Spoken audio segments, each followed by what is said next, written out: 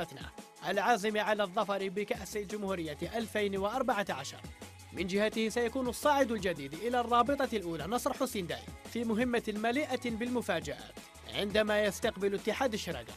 أمل الأربعاء المنتشي بانتصار ثامن على شباب بلوزداد الأسبوع الماضي سيكون هو الآخر أمام مهمة محفوفة بالمفاجآت، خاصة أنه من سيتنقل إلى ورقلة لمواجهة أتلتيك حسي مسعود. الفريق المفاجئ الشباب أمل القبة سيستقبل على أرضية ميدانه مولودية الحساسنة، كما سيستقبل النجم اليشير نادي تضامن سو في مباراة تعد بالكثير، فيما يواجه أولمبي المدية وفاق سطيف الفائز على مولودية قسنطينة بعقر دارها وأمام جمهورها. إذا مباريات كبيرة ستشهدها منافسة كأس الجمهورية. البداية ستكون من ملعب الثامن، نبدأها من ملعب الثامن ماي، أين تأهل الأمسية أمس وفاق سطيف، فاز على مولودية قسنطينة وتأهل للدور المقبل، سيلاقي أولمبي المدية. شيخ l'Olympique de Médéa, bon, ce sera un match, je pense qu'ils ont tout à gagner. Ils vont à l'extérieur, ils jouent contre une équipe qui revient fort en championnat, qui est championne d'Afrique, qui a fait la Coupe du Monde des clubs. Il faut faire attention à ne pas non plus regarder cette équipe de Médéa de trop bas.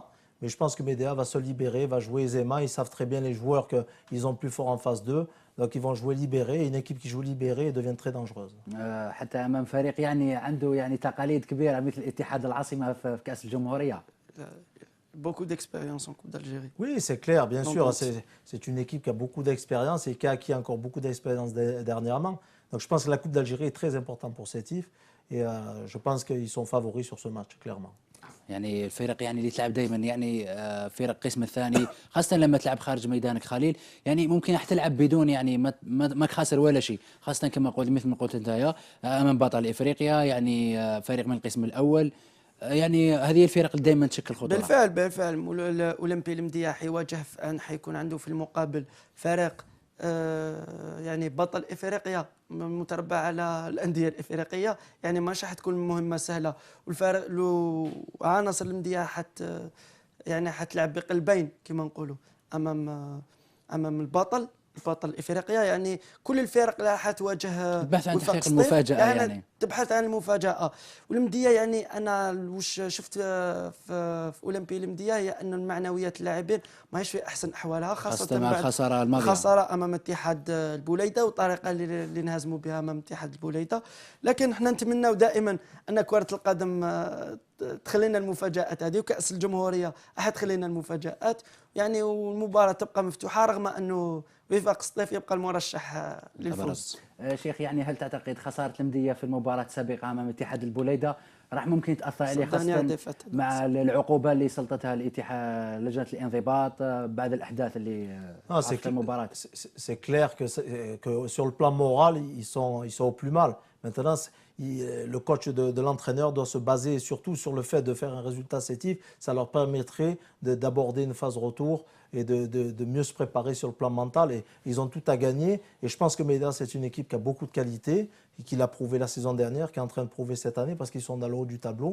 Et je pense que ça peut débloquer la situation de ce groupe pour la phase retour. Donc ça va être un match à prendre très au sérieux pour Sétif. بالفعل زميلي عبد السلام، اتحاد الاولمبي المدية رغم انه هذا الموسم عنده الهدف تاعه هو يبقى الصعود، لكن مش راح يروح بتوب الضحيه الى سطيف، ما يتنقلش بتوب الضحيه، راح يتنقل من اجل احداث المفاجاه والعوده بتاشيره التاهل كما قال لك الكوتش، اللي راح تسمح للعناصر تاعو باش يادوا مرحله العوده في احسن احوالهم، خاصه انه بدا بدايه قويه، ما فارق النقاط اللي كانوا يفصلوا عن المتصدر ما كانش كبير الى يومنا هذا، مازال ما تفصلوا 4 نقاط عن الرائد.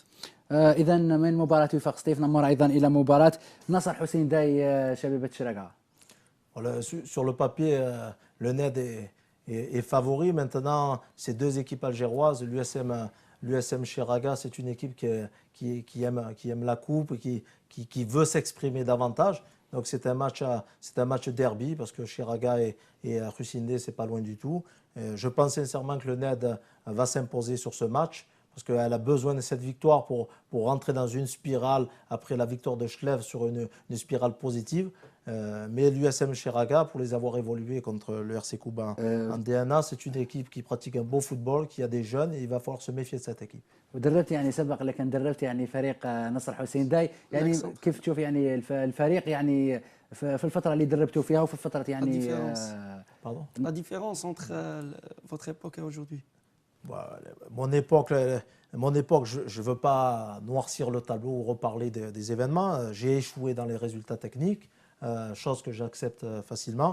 Après, c'est un choix que j'aurais dû bien faire avant de m'engager avec le NEP, parce que je me souviens que quand je me suis engagé, il y avait un problème d'avoir 2 présidents, 2 entraîneurs. Ça a énormément perturbé, même si tout le monde, de l'avis des techniciens, on était l'équipe qui pratiquait le meilleur football. Mais malheureusement, les résultats ne sont pas là. Le technicien est responsable. J'en ai assumé les conséquences, mais je garde un bon souvenir du NED parce que c'est une école qui renferme d'énormes qualités au niveau des jeunes. Et c'est une équipe qui doit rester en première division. Et mon souhait, c'est qu'elle reste en première division pendant 20 ans, qu'elle ne fasse pas l'ascenseur comme elle a toujours fait ces 5 dernières années. وهذا هو الشيء المليح يونس يعني فريق نصر حسين داي يعني منذ سنوات هو دائما الفريق الشاب اللي يعتمد على لاعبين شباب دائما. يعني بالفعل نصر حسين داي كما نعرفوا الفريق ما عندوش امكانيات ماليه كبيره، يعني ما يعتمدش على نجوم اللي عندهم يعني لازم تدفع لهم اجر كبير، يعتمد على ابناء الفريق لاعبين شبان، يعني تنطبق عليه نفس صفه اتحاد الحراش. يعني حتى جلب يعني مدرب الجديد يعني من نصر حسين داي اعطاه يعني نفس جديد. بالفعل اداء الفريق تغير مقارنه بالمباريات السابقه، الاداء تغير، حتى النتائج راهي جايه تدريجيا. وانا شخصيا اتكهن بانه نصر حسين داي حيعود بقوه في الجولات القادمه، خاصه في مرحله الذهاب الاياب، يعني اللي يكون المدرب يكون عنده اكثر وقت باش يعمل مع المجموعه تاعو. كوتش الشرقة يعني في السنوات الماضية يعني شاهدناها مرات يعني وين حققت المفاجأة، هل تعتقد أنه نقدر نشوف مفاجأة جديدة اليوم من نادي الشرقة؟ Oui, bien sûr, ça peut être une surprise. En tant que coach, on préfère affronter Sétif ou l'USMA d'Alger ou le MCA que ces équipes, parce que le discours que l'entraîneur adverse a quand il entraîne une équipe pareille, c'est de s'exprimer, c'est télévisé, c'est médiatisé. Donc le joueur veut s'exprimer, veut se faire connaître, et il donne tout sur le terrain, et ça devient très préoccupant pour l'équipe adverse. Doublement motivé. Voilà, exactement. من مباراة نصر حسين داي يونس نذهب إلى مباراة أيضا التي ستجمع شباب باتنا بنادي مولودية بجاية. أنا مولودية بجاية كنا تكلمنا عليها منذ قليل، مولودية بجاية اللي حافظت على استقرارها والآن راهي في حصد الثمار. الفريق 24 نقطة يعني في المركز الثاني. في المركز الثاني مقارنة كتشوف الفريق يعني ما عندوش خبرة في القسم الوطني الأول، رغم هذا يعني راهو حدث المفاجأة هذا الموسم. النقطة الثانية أنه مولودية بجاية أيضا تعتبر من بين